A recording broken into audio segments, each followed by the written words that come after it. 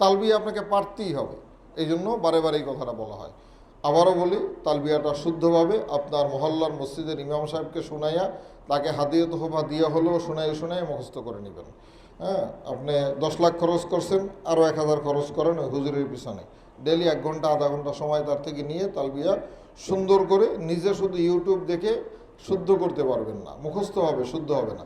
শুদ্ধ করার জন্য একজন মুআল্লিম বা একজন গাইড, একজন আলেম দরকার। সেই হিসাবে তার শরণাপন্ন হবেন এবং তালবিয়া সুন্দরভাবে মুখস্থ করবেন। আমরা নিয়ত কোত্থেকে করব, ইহরাম কেন পরব, কোত্থেকে পরব? আমরা আমাদের বাসার থেকে বের হব। আমি সফরের বিষয়টা একটু আগে বলি, এরপর আমাদের এবছরের প্রস্তুতিটাও বলব। আমরা প্রথমে আমাদের বাসার থেকে বের হব, বের হয়ে কোথায় আসবো? সোজা এজেন্সির অফিসে। অবশ্যই আমরা এগুলো আবারও আপনাদেরকে বলে দেব বিভিন্ন সময়, এজেন্সির অফিসে আসার কোনো দরকার পড়বে না। আমরা যথাসময় আপনাদেরকে সব কিছু বুঝিয়ে প্রয়োজনে আপনার বাসা পর্যন্ত পৌঁছায় দেওয়ার ব্যবস্থাও আমরা করব। বিভিন্ন ক্ষেত্রে আমরা বিভিন্ন রকম সহযোগিতা আপনাদের করে থাকি। কেউ অসুস্থ থাকলে তার বাসায় পাঠায়া তার ফিঙ্গার আনা, তার লজমেন্ট করার চেষ্টা করে থাকি। এক্ষেত্রে আমাদের এই সহযোগিতাগুলো অব্যাহত আছে এবং অব্যাহত থাকবে যখন যতটুকু আমাদের পক্ষে সম্ভব। সেজন্য আমরা এই 8 তারিখের পর থেকে, আজকে কত তারিখ? আজকে ফেব্রুয়ারির কত তারিখ? 7 তারিখ। আগামী দিন থেকে হজের ভিসা প্রিন্ট শুরু হয়ে যাবে। আগামী দিন থেকে হজের ভিসা প্রিন্ট শুরু হয়ে যাবে। যেই ভিসাটা প্রিন্ট হইতো সাধারণত রমজানের ঈদের 1 মাস পর থেকে, সেই ভিসাটা আগামী দিন থেকে প্রিন্ট শুরু হয়ে যাবে। আমরাও হয়তো আগামী দিন বা এই 2-4 দিনই করব না, কিন্তু আমরাও দ্রুততার সাথে আমরা সব ভিসাগুলো প্রিন্ট করে ফেলবো ইনশাআল্লাহ। এরপর আপনাদেরকে অবহিত করব যে আপনাদের ভিসাগুলো হয়ে গেছে বা সকল কার্যক্রম শেষ হয়েছে। আমাদের ফ্লাইটের সময় নির্দিষ্ট হয়ে গেছে। আমরা যারা 71 যাব, মাত্র 7 জন ব্যতীত, মাত্র 7 জন ব্যতীত বাকি সকল হাজী সাহেব আমাদের এজেন্সির মে মাসের 19 তারিখ রাত 1:25 মনে হয় টাইমটা, এটা হলো আমাদের ফ্লাইট সূচি। আমরা বাড়ির থেকে, বাসার থেকে বের হব, এহরাম পরে বের হব? জি না, আমরা এহরাম পরে বের হব না। আমরা এহরামের কাপড় 2 সেট কাপড় হাতের ব্যাগে রাখবো। কোথায় রাখবো? হাতের ব্যাগে। একটা হ্যান্ড লাগেজ থাকবে না আমাদের? 2টা লাগেজ তো থাকবে কমপক্ষে, একটা বুকিং লাগেজ বড় আর একটা হ্যান্ড লাগেজ। আমরা এই হ্যান্ড লাগেজটার ভিতরে 2 সেট এহরামের কাপড় রাখবো। আমরা এহরামের যে স্যান্ডেলটা, 2 ফিতাওয়ালা একটা স্যান্ডেল লাগবে আমাদের, লাগবে না? পুরুষের জন্য, মহিলাদের জন্য না। মহিলাদের এহরামের কথা আমি জানবাই বলেতেছি এতটুকুই, পবিত্র যে কোনো কাপড় হইলেই চলবে। যতক্ষণ এহরাম অবস্থায় থাকবেন ততক্ষণ হাত মোজা পরবেন না, আর মাথায় একটা ক্যাপ পইরা তারপরে যারা নেকাব ব্যবহার করেন ক্যাপ পরবেন। মা বোনদের জন্য এই 2টা বিষয় খেয়াল রাখবেন। আর পুরুষের জন্য যত এহরামের আলোচনা হবে পুরোটাই পুরুষের জন্য। তো আমরা এহরামের 2 সেট কাপড়, এহরামের স্যান্ডেল এবং এহরামের যাবতীয় কোমরের বেল্টেল ইত্যাদি এহরাম সংক্রান্ত যা কিছু আছে সব আমরা কোথায় রাখবো? বুকিংয়ের ব্যাগে, বড় ব্যাগে, বাসার ব্যাগে। যেই ব্যাগটা আমার হাতে থাকবে, যেই ব্যাগটা কোথায় থাকবে? হাতে থাকবে, এই ব্যাগটায় রাখবো। যেই ব্যাগটা আমি বিমানে হাতে নিয়ে উঠবো সেই ব্যাগটার ভিতরে আমার ইহরামের যাবতীয় জিনিস রাখবো এবং আমার এমার্জেন্সি কমপক্ষে 5 দিনের ব্যবহারের কাপড় চোপড় এই ব্যাগটার ভিতরে রাখবো। কথা বুঝে আসছে? কারণ আপনি যে বুকিংয়ের ব্যাগটা দিচ্ছেন এটা হতে পারে যে আপনি 1 সপ্তাহে নাও পাইতে পারেন। এই ঘটনা অহরহ ঘটে। আমরা এখনও সৌদি আরব বিভিন্ন মুআল্লিমের অফিসে গেলে দেখা যায় 2টা 4টে ব্যাগ পড়ে আছে গত হজের।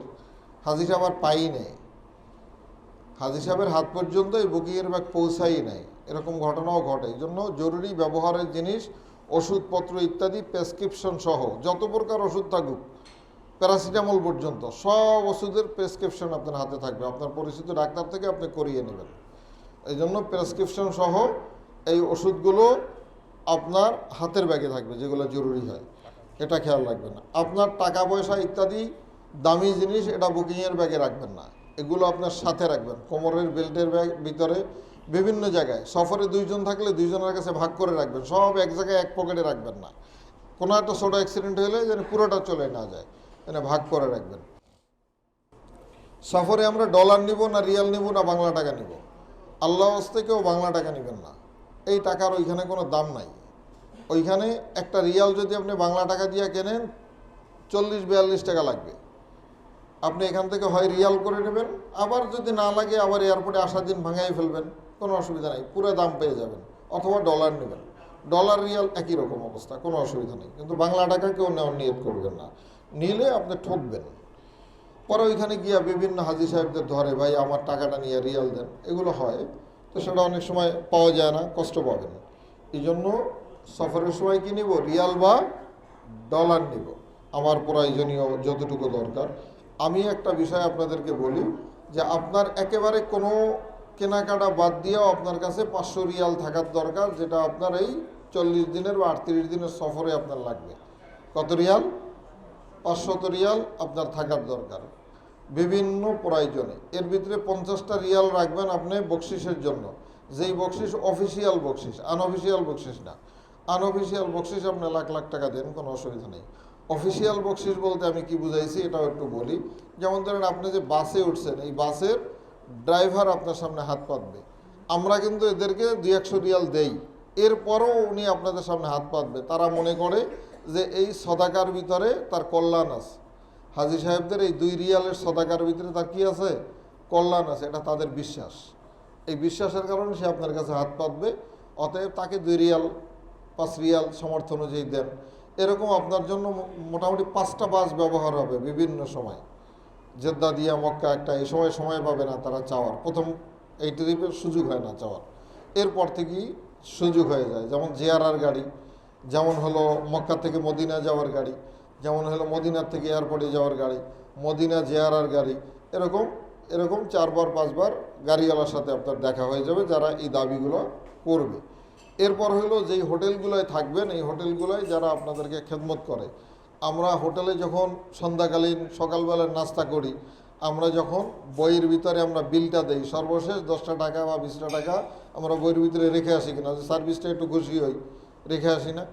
এটা রেখে আসি, ও বেতন পায় না, বেতনও পায়, তারপর রেখে আসি, তার সার্ভিসটা আমরা খুশি বিধায়। এই জন্য এই হোটেলের ছেলেপিলেগুলোও আশা করে আপনার রুমটা ডেলি ক্লিন করে লম্বা সময়, তারাও কিছু আশা করে। এইরকমভাবে ধরেন 3টা হোটেলে আপনার 3-10 30 রিয়াল যাবে, বা 3-5 15 রিয়াল আপনার যাবে। এরকমভাবে খুচরা সব মিলে 50 রিয়াল থাকলে এনাফ। কিন্তু এতটুকু আপনারা করতে অনেক সময় মানে খেয়ালে আসে না, করতে মনের থেকে চাইতে কোনো অসুবিধা নাই, বোঝার ক্ষেত্রে কিছু ভুল থাকে। এই জন্য আমি স্মরণ করাই দিলাম, ভবিষ্যৎ যখন সামনে আসবে তখন আপনারা কাজগুলো করে ফেলবেন, থাকলে ওরা খুশি হয়, এটা হলো বিষয়। আর একটা বিষয়ের সাথে সাথে আমরা খেয়াল রাখবো, আমাদের যারা খেদমত করে এই ছেলেগুলো বেশিরভাগ বাংলাদেশি। এরা ফ্যামিলি বা বাচ্চা কাচ্চা এটা ফেলে ওখানে পড়ে থাকে, ওরা আমাদের থেকে একটু ভালো ব্যবহার আশা করে। অনেক সময় দেখা যায় যে আপনাকে স্যার না বলে ভাই বলে ফেলছে, এটা হয়। হয়তোবা খুব শিক্ষিত মানুষ তাও না, ওরা একেবারে আপনার গ্রামের খুব সাধারণ ছেলেটা ওখানে যায়, অনেক কষ্ট করে মরুভূমির ভিতরে কাজ করে, হজের সময় হাজী সাহেবদের খেদমত করার সুযোগ পায়, একটু ভাই করার চেষ্টা করে। ওদের সাথে আপনারা কেউ দুর্ব্যবহার করবেন না, কোনো সময়ও না। কী হয়েছে একটু ভাই বললে, বরঞ্চ তো এটা আপনিই করছে, অসুবিধা কী? এরকম আমরা অনেক অভিযোগ পাই যে আমি অমুক স্যাররে ভাই বলে ফেলছিলাম, তো আমাকে খুব বকাঝকা করছে, ওরা খুব কান্নাকাটি করে।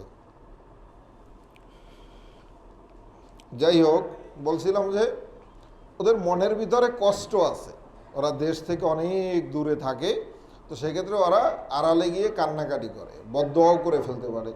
সেটা না হয় আমাদের জন্য। ওরা বহুল যদি কিছু করে থাকে, ওদেরকে ডেকে একটু বুঝাবেন, দেখবেন যে ওরা ভবিষ্যতে সারা জীবনের জন্য আপনার থেকে শিখে ফেলছে। ইনশাল্লাহ আমরা সেটা করতে পারবো। বাকি হলো আমরা বাসার থেকে বের হব এহরাম হাতের ব্যাগে নিয়ে। আমি সংক্ষেপে একটু সামনে যাচ্ছি। এহরাম পর্ব কোথায়? আমরা হাজি ক্যাম্পে যাব। হাজি ক্যাম্পে আমাদের অনেকগুলো ফর্মালিটিস আছে। আমরা ওখানে একটা ইমিগ্রেশন হয়ে যাবে, বাংলাদেশ পার্টির ইমিগ্রেশন হাজি ক্যাম্পে হয়ে যাবে।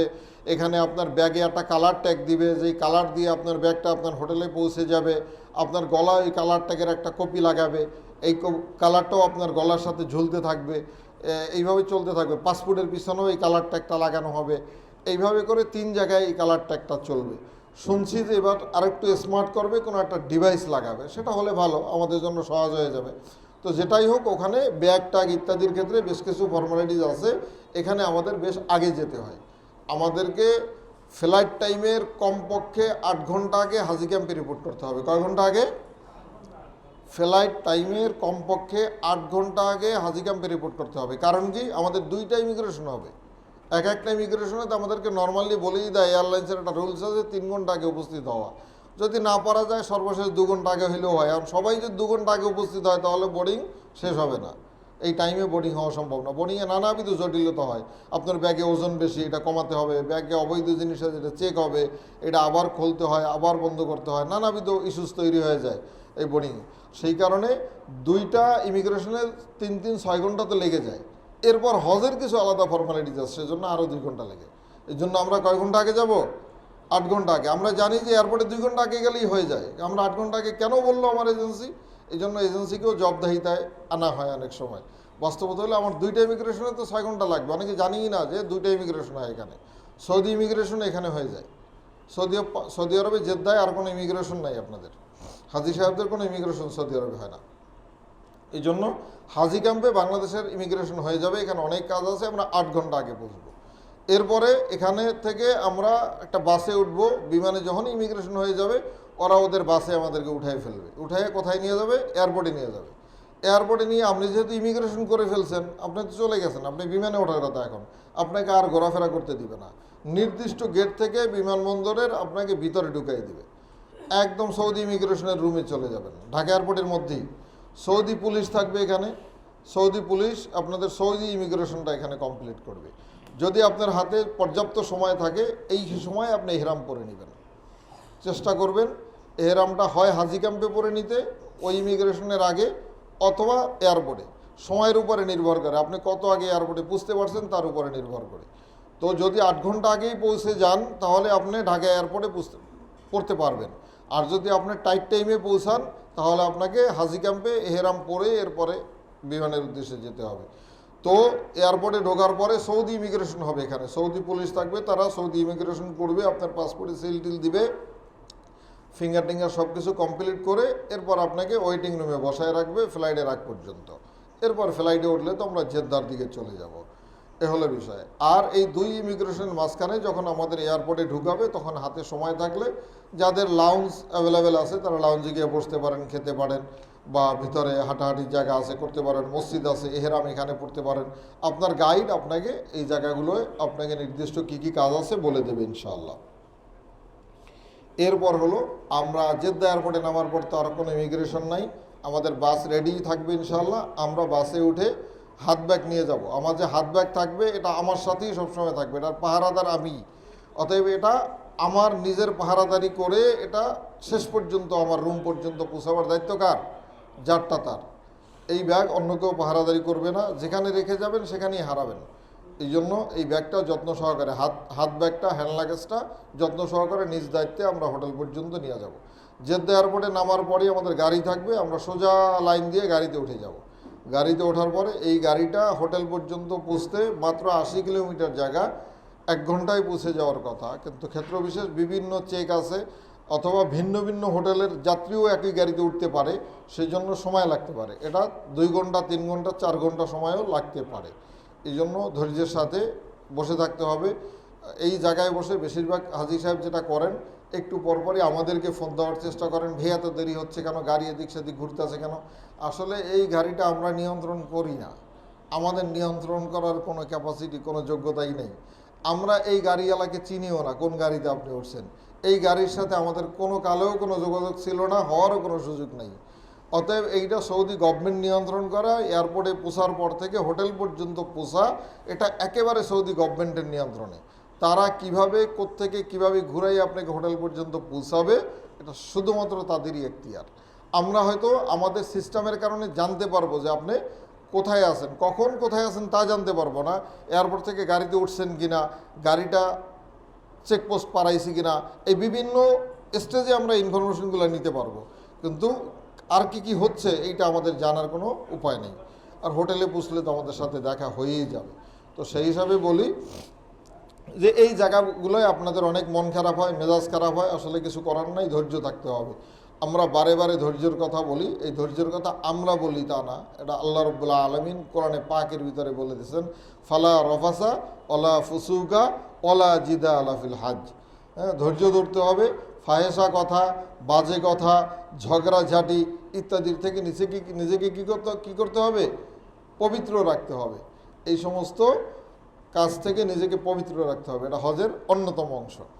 তো সেই হিসাবে আমরা মেজাজ খারাপ না করে ধৈর্যের সাথে বসবো। না জানলে এটা কষ্ট লাগে। আপনারা যখন এখন জেনে যাবেন যে এখানে এইভাবে সময়টা যায়, এই ঘটনা ঘটে, তখন আপনাদের কষ্টটা একটু কম লাগবে। প্রস্রাব, পায়খানা বা বাথরুম ইত্যাদি দরকার থাকলে এয়ারপোর্টে সেরে যাবেন। আপনার গাড়ি এক গ্রুপ ছুটে গেলেও অসুবিধা নেই। পরের গাড়িতে আপনি যদি একাও উঠেন এক গাড়িতে, আপনাকে ওই নির্দিষ্ট হোটেলে নিয়েই যাবে।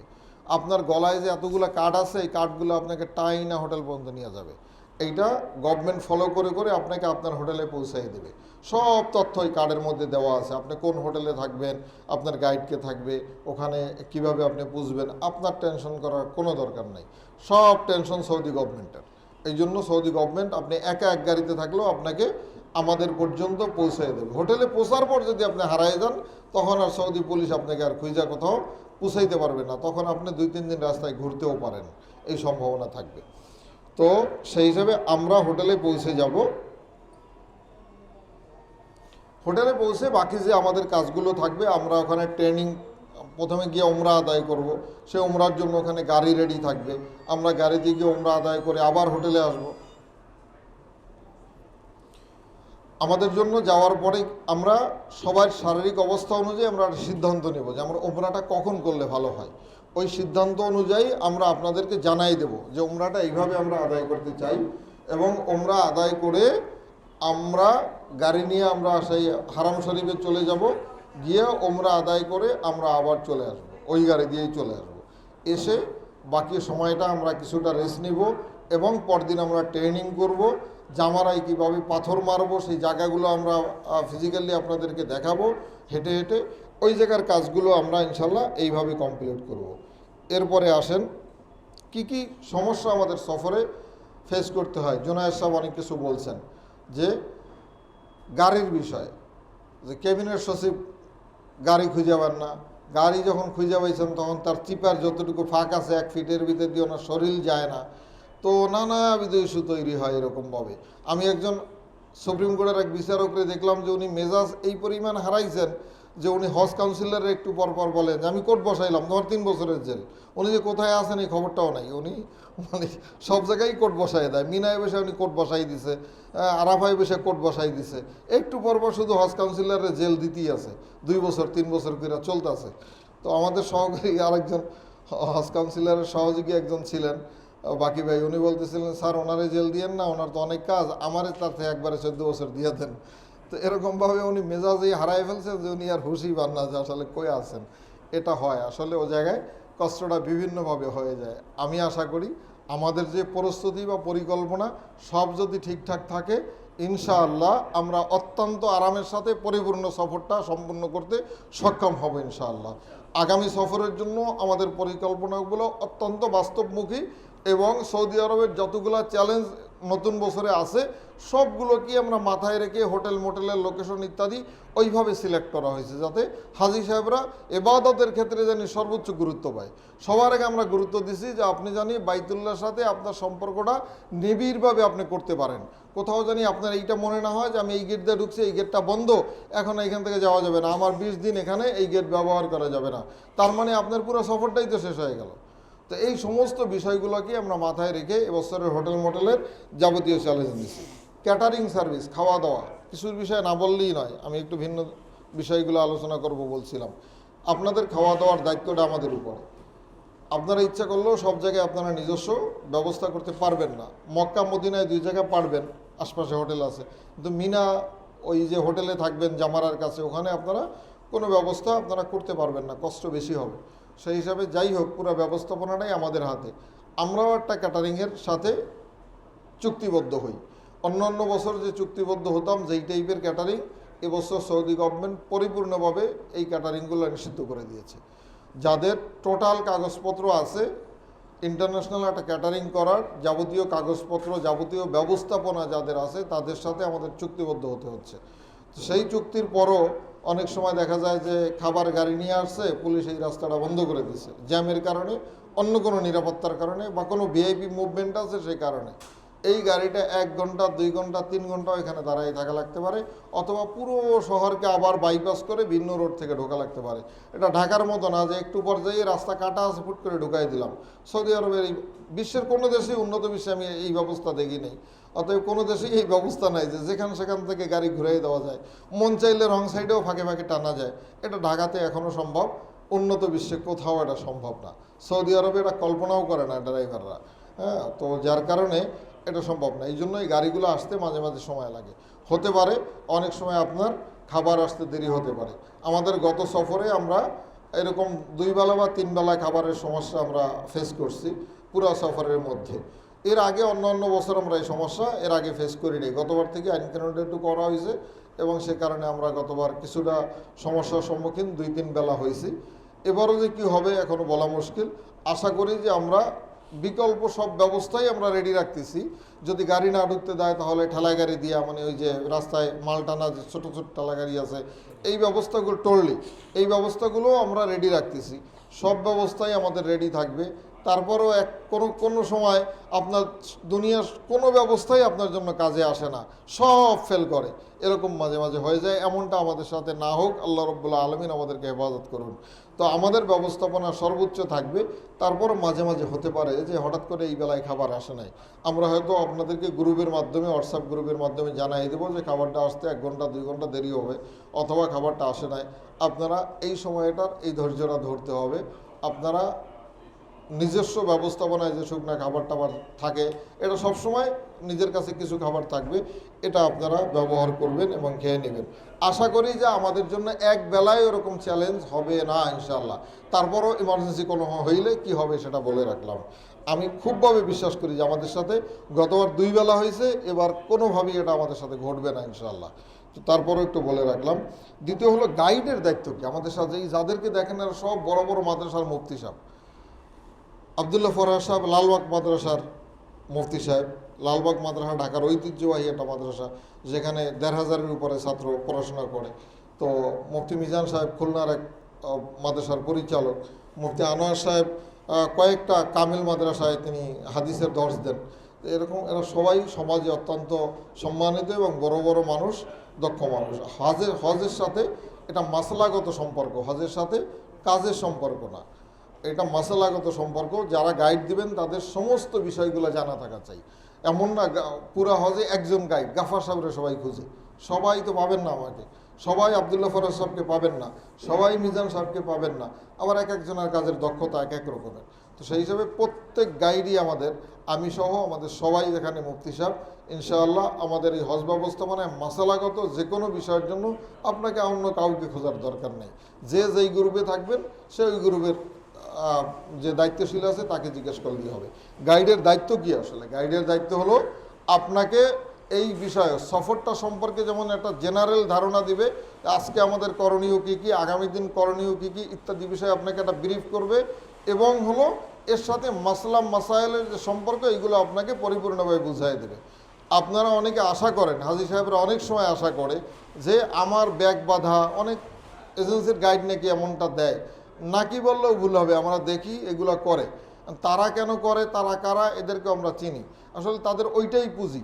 তারা হলো আপনার ব্যাগ বেঁধে দেবে, আপনার ব্যাগটা গাড়িতে টেনে উঠাই দেবে, আপনাকে ব্যাগটা নামাই দেবে।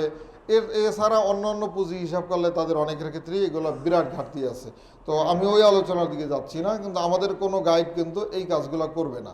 এইটা যদি আপনার দরকার থাকে, আপনার হতে পারে যে আপনি অসুস্থ মানুষ, আপনি দুর্বল মানুষ, আপনার ব্যাগটা সুন্দর করে বেঁধে দেওয়ার দরকার, বেঁধে দিলে আপনার একটু উপকার হয়, তো আপনি এই জন্য 10 রিয়াল 20 রিয়ালের একটা মানি ম্যানেজমেন্ট আপনার পকেটের ভিতরে রাখবেন। আপনি আপনার গাইডকে বলবেন যে একজন লোকের ব্যবস্থা করেন যে আমার ব্যাগটা বেঁধে দেবে, আমি তাকে 10 রিয়াল দিব। বাদলে একটা ব্যাগ বাদলে তাকে 10 রিয়াল দিতেই হবে। এই হিসাবে আমরা ওই হোটেলের যারা আছে অথবা আমাদের পরিচিত যারা আছে তাদেরকে ডেকে এই ব্যবস্থাগুলো করে দেব। কোনো গাইডকে আপনি এই হুকুমটা আল্লাহ হস্তে দিবেন না, এটা বেয়াদবি হবে। এই বড় বড় আলেমদের সাথে এটা বেয়াদবি হবে যে আমার ব্যাগটা বেঁধে দেন, আমার ব্যাগটা আগায় দেন। এই কাজগুলো এদের সাথে করবেন না, এর দ্বারা আপনার হজ ক্ষতিগ্রস্ত হবে। আশা করি আপনারা বুঝতে পারবেন। স্পেশাল গাড়ি, আমরা গত পরশুদিন একটা মেইল পেয়েছি সৌদি আরব থেকে, আমাদের মোয়াল্লেম যিনি থাকবেন ওনার থেকে।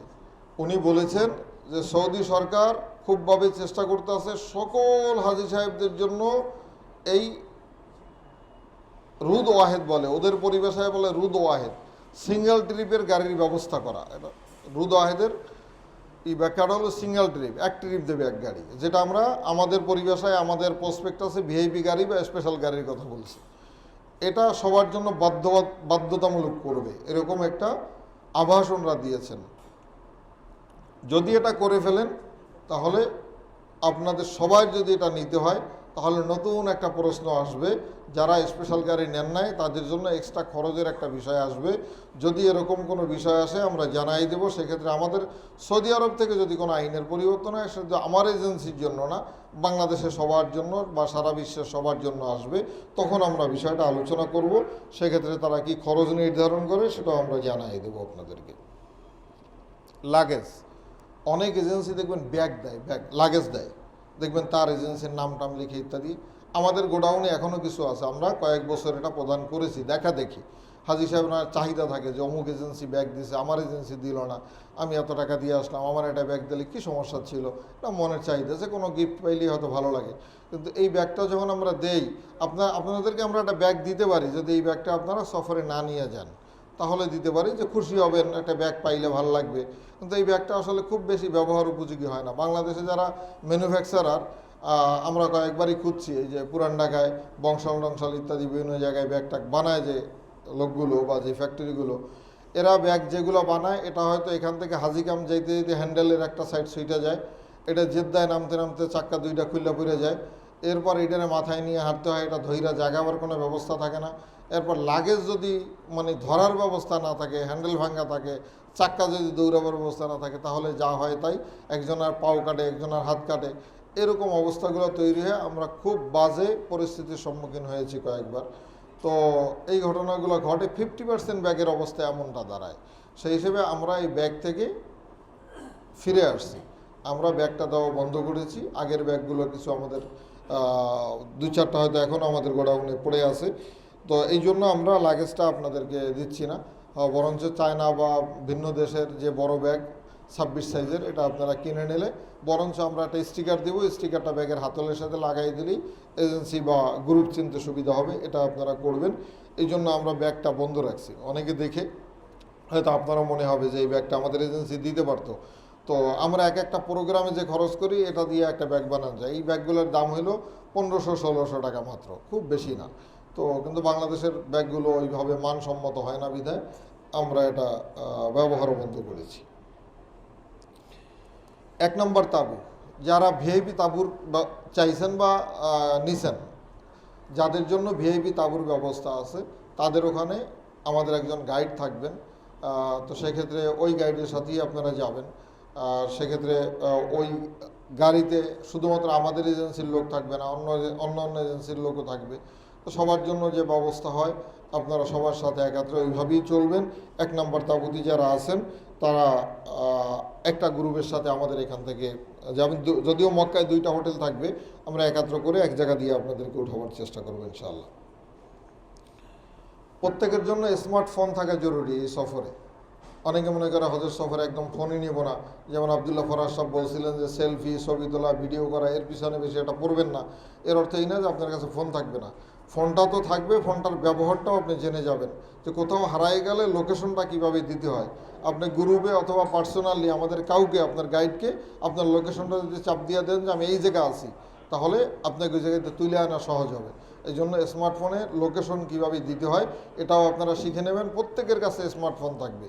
5 জন যদি এক ফ্যামিলি থাকেন 5 জনের কাছেই থাকবে এবং এটার ব্যবহারটাও জেনে নেবেন। অত্যন্ত দুর্ভাগ্যের বিষয়, হাজী সাহেবরা যে হারাইতে পারেন না, রাস্তা ভুলে যেতে পারেন না, এটা না, হারায় যায় মাঝে মাঝে। হারায় যাওয়ার তো রাস্তা ভুলে যাওয়া, মানুষ তো হারায় যাওয়ার কোনো সুযোগ নাই। আমাকে যদি সেই ফিনল্যান্ডের কোনো দ্বীপেও রাইখা আসে তাহলে হারাই যাওয়ার কোনো সুযোগ আছে? যদি পকেটে টাকা আর জ্ঞান ঠিক থাকে তাহলে হারায় যাওয়ার তো কোনো সুযোগ নাই। শুধুমাত্র ধৈর্যটা রাখতে হবে। আমরা বলি যখনই মনে হবে আপনি পথ ভুলে গেছেন, সেটা যেখানে বসে হোক, যখনই মনে হবে আপনি পথ ভুলে গেছেন হজের সফরে, তখন সবার আগে যে কাজটা আপনি করবেন সেটা হলো আপনি হাঁটাহাঁটিটা বন্ধ করে দেবেন। যত দ্রুত সম্ভব আপনি হাঁটাহাঁটিটা বন্ধ করবেন। আপনি মরুভূমির ভিতরে হাঁটতে হাঁটতে ক্লান্ত হবেন, গরমের মধ্যে অসুস্থ হয়ে পড়বেন, এরপর আপনার কথা বলতে কষ্ট হবে, আপনার লোকেশন খুঁজে পেতে বেশ ঝামেলা হবে। আপনি কি করবেন, আপনি হাঁটাহাঁটি বন্ধ করে আশপাশে কোনো মসজিদের ভিতরে একটু রেস্ট নেবেন, পকেটে যে পয়সা আছে এটা দিয়ে জুস টুস ইত্যাদি খায় নিজে একটু ঠান্ডা হবেন। অথবা সৌদি আরবে যত মুদি দোকান দেখেন 90% বাঙালিরা চালায়, এই জন্য এই জুস ফল টল ইত্যাদি যে দোকানগুলো বিক্রি করে, চিপস চানাচুর ইত্যাদি, এগুলো ম্যাক্সিমাম বাঙালি। অতএব এই দোকান আশপাশে অবশ্যই আছে, এতটুকু হাঁটবেন যতটুকু হাঁটতে ওই জায়গাটা পাইতে সময় লাগে।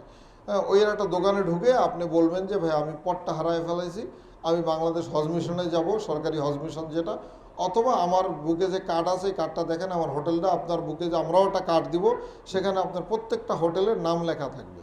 ওইখানে আমাদের নাম্বারগুলো তো থাকবেই, আমাদের নাম্বারে একটু ফোন দেওয়ার ব্যবস্থা করবেন, আমরা আপনাকে ওখান থেকে তুলে নিয়ে আসবো ইনশাল্লাহ। আপনার যেখানেই হারাই যান আপনার খুঁজে বের করার দরকার নেই, আমরা আপনাকে খুঁজে ওখান থেকে নিয়ে আসবো।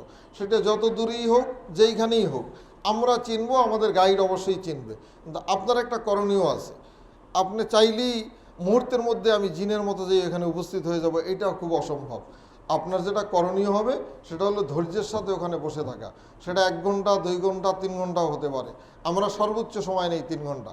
এই সময়টা আপনি এখানেই বসে থাকবেন। কিন্তু অত্যন্ত দুর্ভাগ্যের বিষয় হলো, হাজী সাহেব হারায় যাওয়ার পর আমি যেই গাইডকে পাঠাই ওইখানে, উনি ওই পর্যন্ত পৌঁছার আগেই মোটামুটি আধা ঘন্টার ভিতরে উনি এখান থেকে অস্থির হয়ে আরেক জায়গায় গিয়ে আবার ফোন দেয়। ফোন দিয়ে বলে যে ভাই আমি তো ছিলাম আজিজিয়ায়, এখন তো আমি শেমালিয়ায় চলে আসছি। তো ভাই শেমালিয়া আরেকজন পাঠাতে হবে এখন, কারণ ওই লোকটা আবার বুঝাতে হবে গাইডকে, ওনারা তো একটা লোকেশন দিয়ে দিছি। তো এরকমভাবে অসুবিধা হয়, তখন আমরা এমনও হই যে হতাশ হয়ে যায় এই লোকটাকে খুঁজতে খুঁজতে, একটু পর পর উনি লোকেশন চেঞ্জ করে ফেলে। এটা করা যাবে না, ধৈর্য থাকতে হবে, এটা সুন্নাত। আপনি যেখানে হারায় গেছেন, যখনই বুঝবেন হারায় গেছেন, আপনি বসে যান। যদি নিজের থেকে খুঁজে না পান তাহলে আপনি বসে যান, আমরা আপনাকে তুলে আনবো। এই তুলে আনার ক্ষেত্রে ট্যাক্সি ভাড়া আপনি দেবেন না আমি দেবো, এটা পরে আলোচনা হবে। প্রথমত আপনাকে হোটেল পর্যন্ত নিয়ে আসা, এটা আমার প্রথম দায়িত্ব। এরপর হোটেলে বসে আপনার সাথে আমি আলাপ করবো যে ভাই কি হয়েছে। তো সেই হিসেবে আপনারা হারায় যাওয়া মাত্রই আপনারা বসে যাবেন। আমাদের মক্কা ও মদিনার জিয়ারা যেগুলো থাকে, এই জিয়ারাগুলো আমাদের গাইড থাকবে ইনশাআল্লাহ, যথারীতি আমাদের গাইড প্রত্যেকটা গ্রুপেই গাইড থাকবে। আমরা এজেন্সির ব্যবস্থাপনায় জিয়ারা অর্থাৎ সাইট সিইং যেটা, এটা করাবো।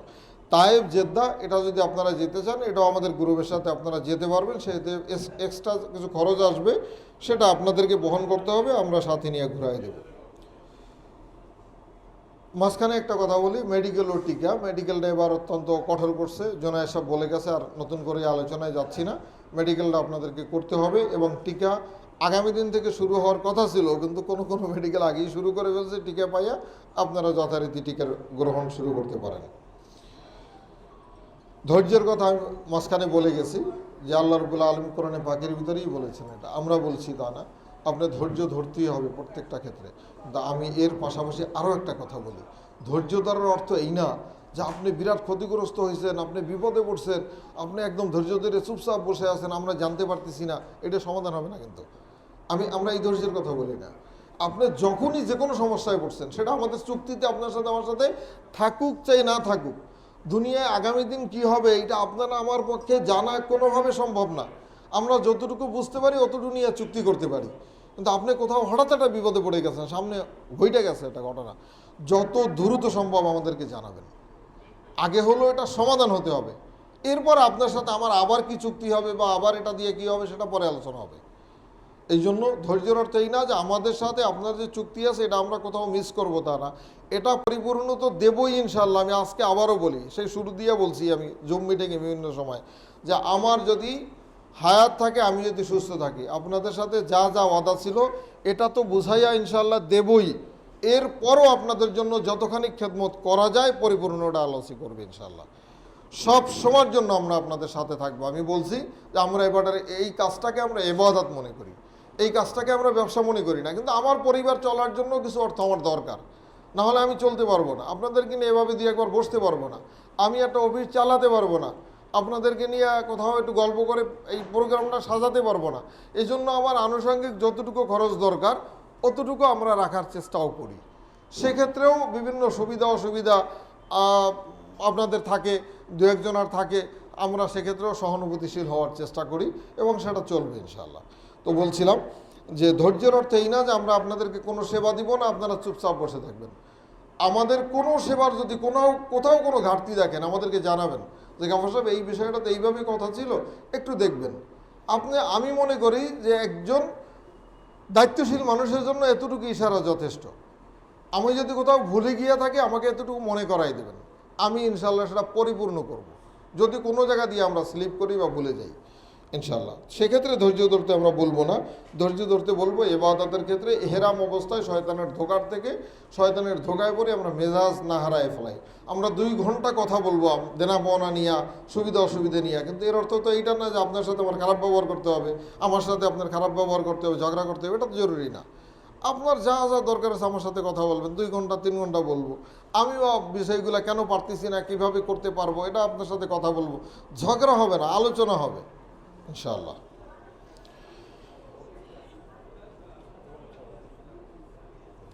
10 জিলহজ, যারা আমাদের সাথে হজ করছেন তারা তো জানেন, যারা অন্য জায়গায় করছেন তারাও জানেন। 10 জিলহজ, 10 জিলহজ কোন দিন?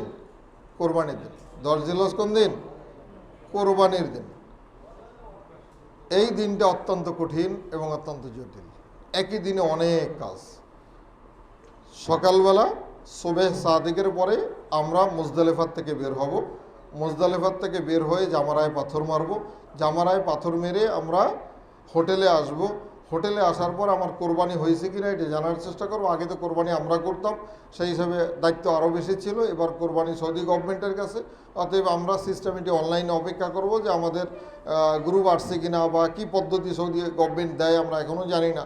যে পদ্ধতি আমাদেরকে বলবে সেটা অনুসরণের চেষ্টা করব, সে অনুযায়ী আপনাদেরকে জানিয়ে দেওয়ার চেষ্টা করব যে আপনার কোরবানি হয়ে গেছে, এরপর হালাল হয়ে যাবেন। এরপর হলো এই দিনটায় এত লাখ লাখ মানুষ, 20-30 লাখ মানুষ মক্কা শহরটার ভিতরে, হাজী সাহেবরা বিভিন্ন জায়গায় এত হাঁটাহাঁটি করেন। 20-30 লক্ষ মানুষ যদি একটা শহরের ভিতরে একদিনে সব রাস্তায় থাকে, ওই শহরটার কী অবস্থা হবে? এটা যদি ঢাকার শহরে হয় তাহলে চিন্তা করেন কী অবস্থা। ঢাকার শহরের মতো এত বড় শহর না মক্কা, এর থেকে ছোট শহর। তো এই 20-30 লক্ষ মানুষ থাকলে ওই শহরে গাড়ি চলাচলের কী অবস্থা হতে পারে, সেই হিসাবে খাবার দাবার ইত্যাদির ক্ষেত্রে কিছুটা এই 10 তারিখে ব্যাঘাত ঘটতে পারে। এক্ষেত্রে আমরা ওখানে ট্রেনিংয়ে আপনাদেরকে এগুলো বলে দেবো, এগুলোর থেকে উত্তরণের পথ কী। এবং 7 থেকে 13 তারিখ পর্যন্ত, মাঝখানে 10 তারিখ আগে বলে গেলাম, 7 তারিখ আমরা কোথায় যাব? মিনায় যাব। এই মিনার থেকে ফিরে আসা এবং পাথর মারার শেষ দিন পর্যন্ত এই সময়টাও আমাদের ধৈর্যের সাথে সকল কাজগুলো সম্পন্ন করতে হবে।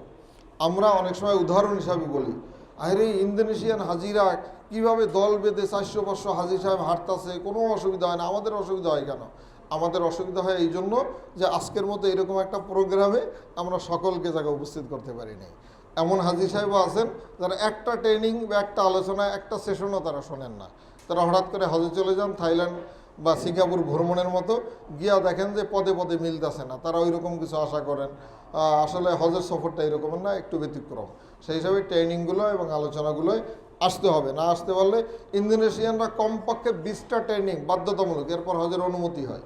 অতএব আমরা তো একটাও করি না, আমাদের কোনো বাধ্যবাধকতা নেই।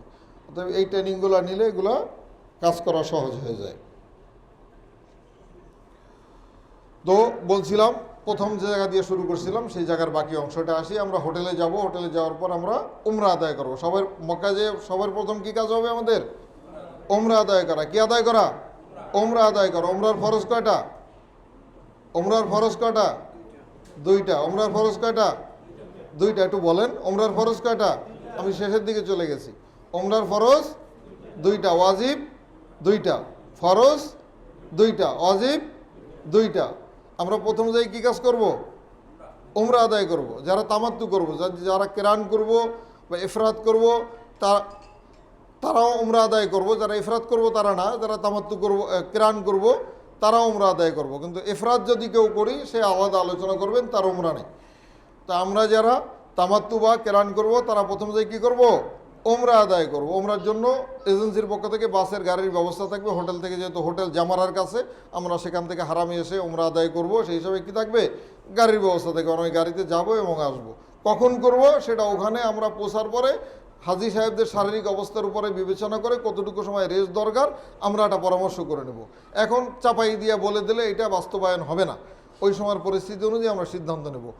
তারপরে এমন হতে পারে যে দুইজন একটু বেশি অসুস্থ হয়ে পড়ছে, তাদেরকে হুইল চেয়ার দিয়ে করাতে হবে, তাদেরকে স্পেশাল গাড়ি দিতে হবে, সব ব্যবস্থাপনা এজেন্সি করার জন্য সক্ষমতা রাখে আলহামদুলিল্লাহ। অতএব আপনাদের কোনো ঘাবড়াবার কিছু নেই, আপনারা মনোবলটা শুধু ঠিক রাখবেন। আর যখন যেখানে যেই সমস্যায় পড়েন ওই সমস্যাটা আমাদের এজেন্সিকে একটু জানাবেন। আমরা ইনশাল্লাহ আপনাদের জন্য সকল কিছু করার জন্য প্রস্তুত আছি ইনশাল্লাহ। তো বলছিলাম দুইটা ফরজ, উমরার ফরজ কটা? দুইটা। একটা হলো এহরাম বাঁধা, একটা কি এহরাম বাঁধা, যেটা আমরা করে ফেলছি হাজি ক্যাম্পে অথবা এয়ারপোর্টে এহরাম বেঁধে ফেলছি। এহরামটা বাঁধবো ঢাকার থেকে যখন আমরা যাব তখন যে এহরাম বাঁধবো হাজি ক্যাম্পে বাঁধবো অথবা এয়ারপোর্টে বাঁধবো। এই এহরামটা বাঁধবো কিসের নিয়তে? হজের নিয়তে, ওমরার নিয়তে। যারা ইফরাত করব তারা হজের নিয়তে, যারা কেরান করব তারা হজ এবং ওমরা দুইটার নিয়তে। আর যারা বেশিরভাগই আমরা তামাত্তু করব, এই তামাত্তু যারা করব এরা এহরাম বাঁধবো কিসের নিয়তে? ওমরার নিয়তে। এহরাম বাঁধবো কিসের নিয়তে? সফরে যাচ্ছি কিসের সফর? হজ। সফরে যাচ্ছি কিসের? হজের সফর। কিন্তু এহরাম বাঁধতেছি কিসের? ওমরার। এই জায়গাটা বুঝতে হবে যে আমরা হজে যাচ্ছি, সবাই মনে করো তো হজেরই তো এহরাম বাঁধবো, তাহলে ভুল হয়ে যাবে। আবার এই এহরাম নিয়ত করে ভাঙলে আবার কাফারা দিতে হবে, দম দিতে হবে, নানাবিধ বিষয় আছে। এই জন্য আমরা এহরাম বাঁধবো কিসের? ওমরার। একটা ফরজ আদায় হয়ে গেল, এহরাম বাঁধছি। এই এহরামের আবার কতগুলো আমল আছে, যেমন এহরাম দুই টুকরা সাদা কাপড় হতে হবে, এগুলো তো আমরা জানি। এই আলোচনাগুলো যেগুলো কমন হয়েই যাবে, এগুলো খুব বেশি লম্বা আলোচনায় আমরা নিতে যাচ্ছি না। এহরাম বাঁধার সময় যে কোমরে বেলটা থাকে, এই বেলটা কিন্তু সেলাই থাকে, থাকে না? এই সেলাইতে কোনো অসুবিধা নেই এহরামের। জুতার ভিতরে সেলাই থাকে, থাকে না? এটা দিয়ে কোনো অসুবিধা নেই। আপনার দুই টুকরা যে এহরামের কাপড়, এটা সেলাইকৃত হতে পারবে না। এহরামের যে দুই টুকরা কাপড়, এটা কি হতে পারবে না? সেলাই করা হতে পারবে না। বাকি আপনার কোমরের বেল, জুতা, এগুলো সেলাই করা থাকলে কোনো অসুবিধা নেই। আবার কেউ আন্ডার গার্মেন্টস কেউ ব্যবহার করতে পারবেন না। শুধু এই দুই টুকরা কাপড় ছাড়া পোশাক হিসাবে আর কিছু ব্যবহার করতে পারবেন না। পোশাক হিসাবে কি আর কোনো কাপড় ব্যবহার করা যাবে না। তো আমরা ঢাকার থেকে এহরাম বাঁধবো কিসের নিয়তে? ওমরার নিয়তে। এরপর ওখানে যাওয়ার পরে হোটেল থেকে বাসে এসে বাইতুল্লাহর তওয়াফ করব। দ্বিতীয় কাজ কি? কাবাগরের তওয়াফ করা। কাবাগরের তওয়াফ করা। দুইটা ফরজ শেষ। ওমরার দুইটা ফরজ কি শেষ? প্রথম ফরজ কি? এহরাম বাঁধা। দ্বিতীয় ফরজ কি? তওয়াফ করা। প্রথম ফরজ কি? এহরাম বাঁধা। দ্বিতীয় ফরজ কি?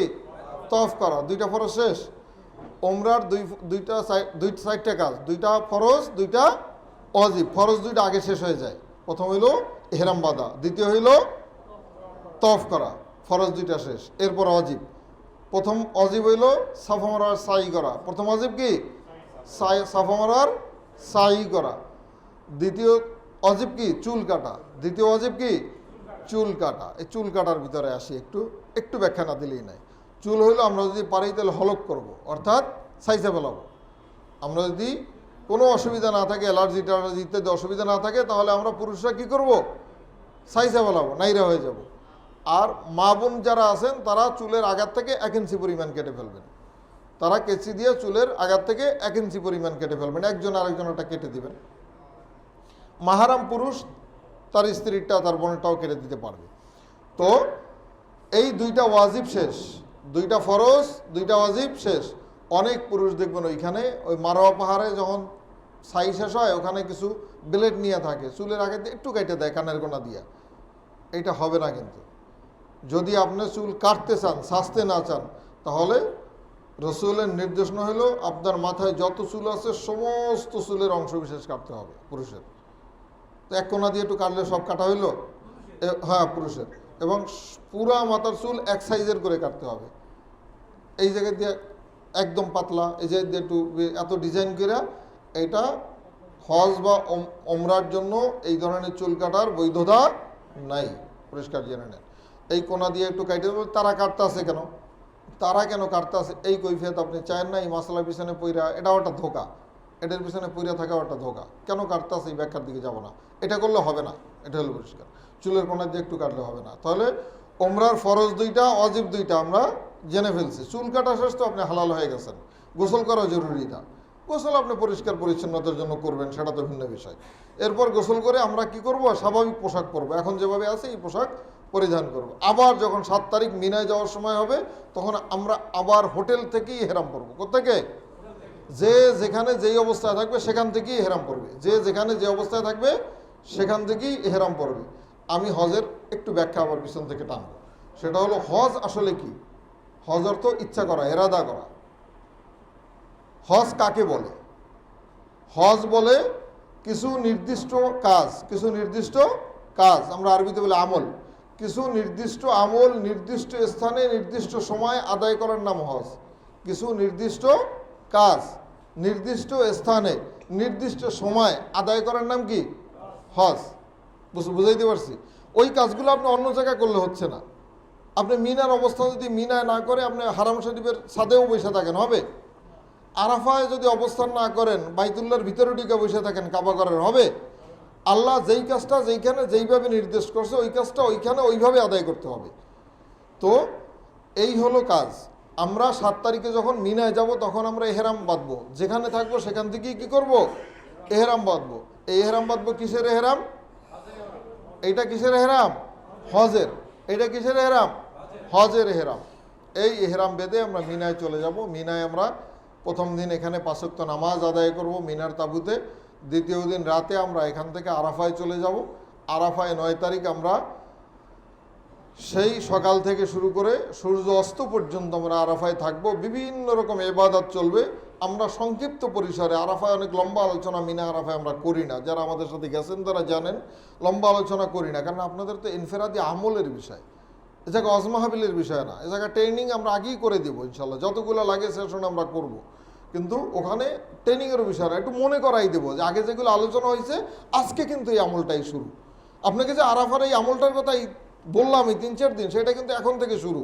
এইটা মনে করাই দিতে যে কয় মিনিট সময় লাগে অতটুকু সময় আপনাদের সাথে আমাদের আলাপ হবে। বাকি সময়টা আপনাদেরকে সারিয়ে দেবো। আর আপনারা ওখানে এখন মোটামুটি দামি কম্বল দেয়, আপনারা আমাদের আলোচনা শুনেই কম্বল টান দিয়ে ঘুম দেবেন নাকি?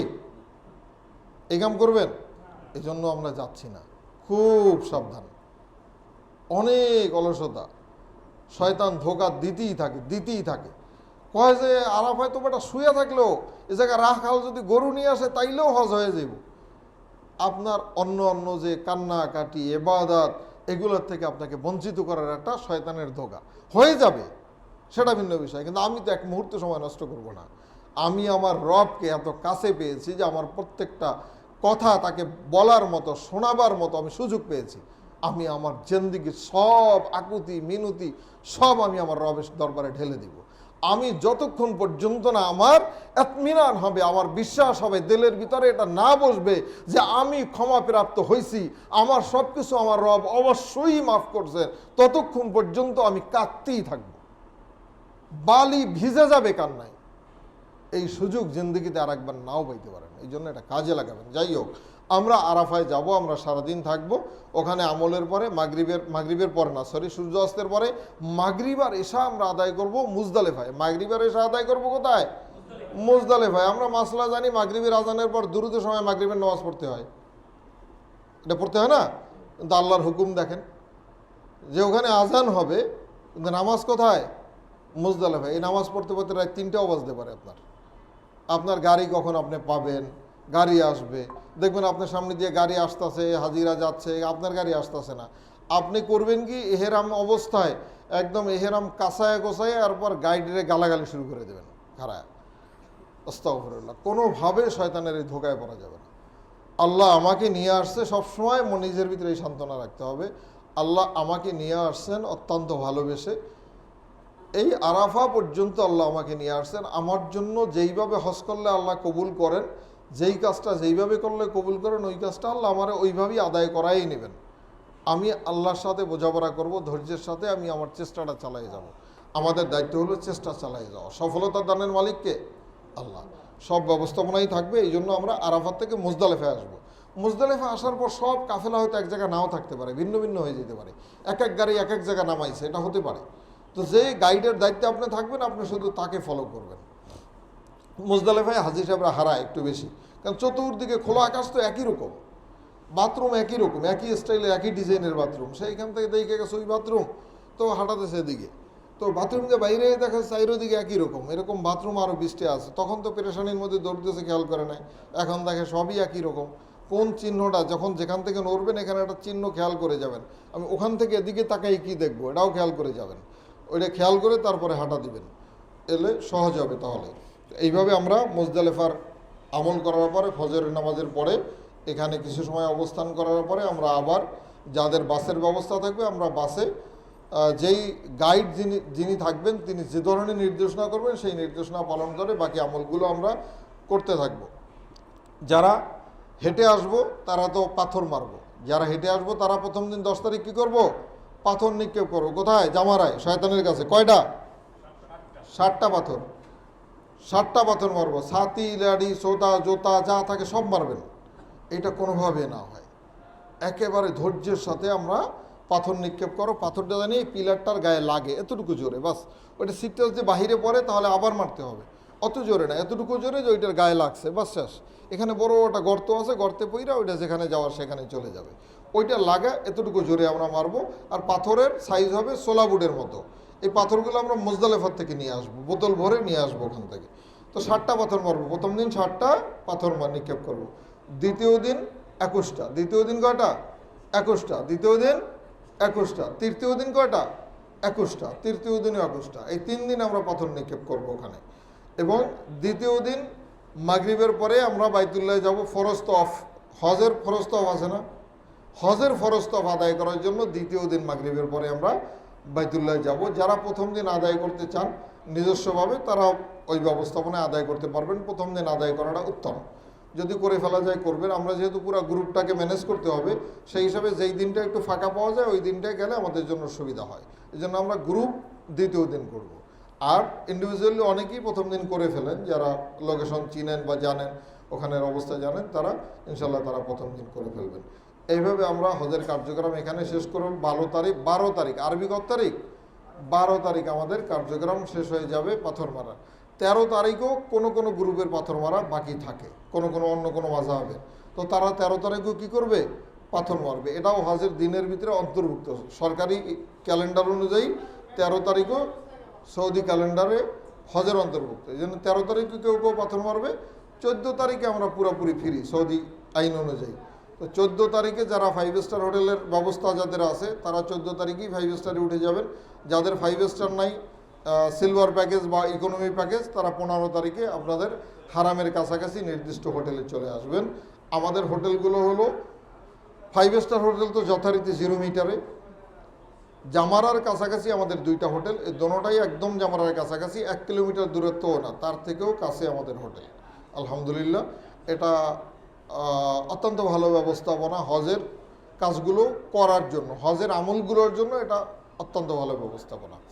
এই যে জাবালে নূরের জোনায়েদ সাহেব ছিল, ওনার হাজি, আমার হাজি, আরও 2টা এজেন্সি আছে একই বিল্ডিংয়ে। আমাদের 2টা বিল্ডিং এখানে, একটা বিল্ডিংয়ে আমাদের 348 জন হাজি, 61 জন হাজি থাকবে, আর একটা বিল্ডিংয়ে 648 জন হাজি থাকবে।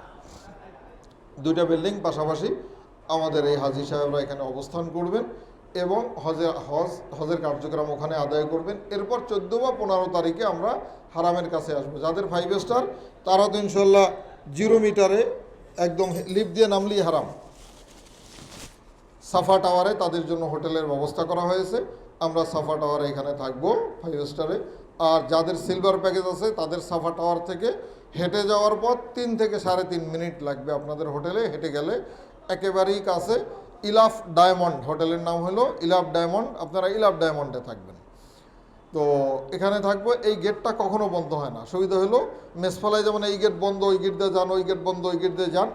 এই জিয়াদের এই সাইডটা, আজিয়াদ বাদশার বাড়ির পিছনে, এই গেটটা বন্ধ হয় না। এখানে আপনারা হেঁটে গিয়ে থাকতে পারবেন। আর যাদের ইকোনমি প্যাকেজ আছে তাদের হোটেলটাও জিয়াদে সুহাদা হোটেলের পিছনে। আর একটা 5 স্টার হোটেল আছে একটু দূরে, সুহাদা, এই সুহাদার পিছনে। তাদের হেঁটে যাইতে মোটামুটি 12 থেকে 15 মিনিট সময় লাগবে। নর্মাল হাঁটলে, একটু আমাদের মতো হাঁটলে 8 থেকে 10 মিনিট লাগবে। আমি একটু বয়স্কদের দিক হিসাব করেই কথা বলতেছি, যারা স্বাভাবিক থাকবেন একেবারে। আমার মতো মানুষের হিসাব করলে সব কিছু হবে না। এই জন্য তাদের হয়তো 10 মিনিট 12 মিনিট সময় লাগবে। যারা ইকোনমি হোটেলে আছেন তাদের হোটেলের নাম দুররাতুস সালাহ। এটা হলো হোটেল সুহাদার পিছনে। বসুন ভাই। তো এই দুররাতুস সালাহে তারা অবস্থান করবেন যতদিন আমাদের এখানে থাকার কথা, মোটামুটি 18 থেকে 19 দিন আমরা এখানে থাকব। এরপরে আমরা মদিনায় যাব। মদিনাতে আমাদের যথারীতি আমাদের হোটেলগুলো যেভাবে আছে, আমাদের যাদের সিলভার প্যাকেজ আছে, গোল্ডেন প্যাকেজ আছে, এদের হোটেলগুলো একেবারেই কাছে, 1 থেকে 1.5 মিনিটের দূরত্বে হোটেল। আর যাদের ইকোনমি হোটেল আছে তাদের হোটেলটা হয়তো 8 থেকে 9 মিনিটের দূরত্বে তাদের হোটেলের অবস্থান।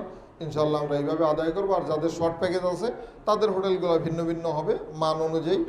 তাদের সাথে যে কমিটমেন্ট আছে, শর্ট প্যাকেজ যারা 2 দিন 3 দিন মদিনাতে থাকবেন তাদের জন্য ওইভাবে ব্যবস্থাপনা মদিনায় করা হবে।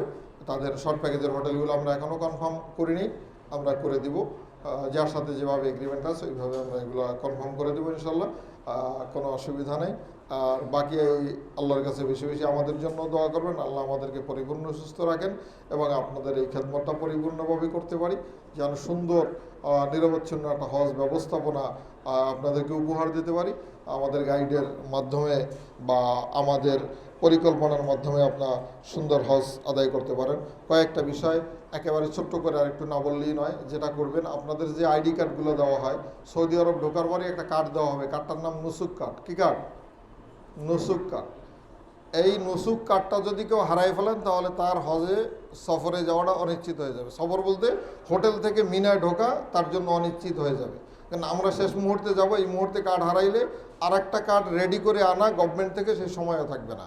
আবেদন করতে হয়, পাস হতে হয়, নানাবিধ প্রক্রিয়ার মধ্যে দিয়ে যেতে হয়, জবাবদিহিতা করতে হয়, জিডি করতে হয়, হ্যাঁ, এগুলো করে এরপর আর একটা কার্ড নিতে হয়। তো ওই সময়টা থাকবে না। এই জন্য নুসুক কার্ড যখন পাবেন এটাকে একদম মানে অত্যন্ত যত্নের সাথে, আপনার জীবনের সবচেয়ে মূল্যবান সম্পদ মনে করে এটাকে যত্নের সাথে রাখবেন। এটা গোসল করে বাথরুমে ফেলাই আসবেন না, নামাজ পড়তে গিয়ে মসজিদে ফেলাই আসবেন না, কোনোভাবে নুসুক কার্ড হারায় না যায়, এটা খেয়াল রাখবেন। আর সর্বশেষ কথা, আমাদের মধ্যেও যদিও ওই রকম হাজি সাহেব আমি খুব একটা দেখি না, তারপরেও সতর্কতার জন্য বলি, আমাদের পরিচিত জন অনেকেই সৌদি আরবে থাকেন, আছেন না পরিচিত, এরা প্রথম দিন 2টা জুস আর কিছু ফল ফ্রুট নিয়ে আসে, সব মিলেই 15 রিয়ালের খাবার দাবার আপনার জন্য নিয়ে আসবে, খুব যত্ন করে খাওয়াই টাওয়াই দিব। এরপর আপনার তথ্যাদি ইত্যাদি নেবে, আপনার শুনবে যে না আপনি কি কি কিনবেন এগুলোও শুনবে, শোনার পরে দেখবে যে আপনার ব্যাগ একটা খালি। এরপরে সে তার রুমে গিয়ে ইচ্ছা মতো কেনাকাটা শুরু করে দেবে। কেনাকাটা শুরু করে পরদিন যখন আবার আসবে তখন আরও একটা জুস নিয়ে আসবে আর 20 কেজি ওজনের একটা ব্যাগ নিয়ে আসবে, এটা আপনার কাঁধে উঠাই দিবে। এই জন্য প্রথম দিন জুস খাওয়ার সময় হুঁশিয়ার, বলে দেবেন যে আমাদের পরিষ্কার নিষিদ্ধ, তুমি জুস নিয়ে আসছো, এই বোতল আমি খুলবো কি খুলবো না এটা চিন্তার বিষয়, কারণ আমি কিন্তু তোমার কোনো ব্যাগ নিতে পারবো না। আপনি প্রথম দিনের জুসটা খাইলেই দ্বিতীয় দিন লজ্জায় পড়ে যাবেন যে ভাই গতকালকে জুস টুস খাওয়া গেল, ঘুরে টুরাই দেখা গেল, কারণ আজকে তার ব্যাগটাকে কি করে না করি। কারণ প্রবাসী এই লোকগুলো বেশিরভাগ ক্ষেত্রেই একটু কম শিক্ষিত হয়, আমাদের বাংলাদেশি বেশিরভাগ ছেলেপেলে ওখানে কাজ করে, তারা চাচা কাকা মামা ইত্যাদি ডাইগা যত্ন কইরা অনেক সময় এরা বুঝে না, এরাও বিভিন্ন রকম ট্রাপের সম্মুখীন হয়। আপনাকে একটা ব্যাগ ধরাই দিয়েছে, এই ব্যাগটার মধ্যে বিভিন্ন অবৈধ জিনিসও থাকতে পারে, হ্যাঁ, গোল্ড, অন্যান্য জিনিস ইত্যাদি থাকতে পারে। অনেক হাজি সাহেব এয়ারপোর্টে গ্রেফতার হয়েছে, এরকম বহু ইতিহাস আছে। এই জন্য কারো ব্যাগ কোনো কিছু নেবেন না। ইভেন একটা মোবাইল দেয়, মোবাইলটার ব্যাটারিটারে ফালাই এটার ভিতরে গোল বইরা তারপরে দিয়ে দেয়, এরকম নানাবিধ ঝামেলা। ও যদি কিছু দিতে চায় এরকম কোনো বিষয় থাকে তাইলে ওরে বলবেন তুই টাকা দে, কি কি কোন কোন ব্র্যান্ডের শ্যাম্পু কিনবি আমি তোর জন্য কিনবো, তুই আমার কিছুই দিতে পারবি না, আমি তোরটা কিনবো, কিনা নিয়ে যাবো, তুই টাকা দে। কিনবেন আপনি, ওর কোনো বোতল, ওর কোনো মোবাইল, ওর কোনো জিনিস আপনি বহন করবেন না। আল্লাহ আল্লাহ আমাদেরকে হেফাজত করুন। এই ধরনের নানাবিধ দুর্ঘটনা ঘটে, আমরা ভবিষ্যতে আরও বলতে থাকবো। সফরের আগে আমাদের এরকম আরও 1টা বা 2টা ট্রেনিং হবে, সেগুলো আমরা বিকালে করার চেষ্টা করব, সকালে না করে। আর দ্বিতীয়ত হইল জুম মিটিংয়ে আমরা আরও 2টা প্রোগ্রাম অবশ্যই করব, যে সার্বিক ব্যবস্থাপনা, সৌদি আরবে রমজানে ঘুরে আসার পরে পুরো ব্যবস্থাপনাটা কি দাঁড়াইলো, সৌদি গভর্নমেন্টের কী কী আইন নতুন আসছে আগামী হজের জন্য, সেগুলো আপনাদের সাথে শেয়ার করার চেষ্টা করব। আল্লাহ রাব্বুল আলামিন আমাদের সুন্দর একটা হজ ব্যবস্থাপনা এবং হজ্জে মাবরুর করার তৌফিক দান করুন, আমিন।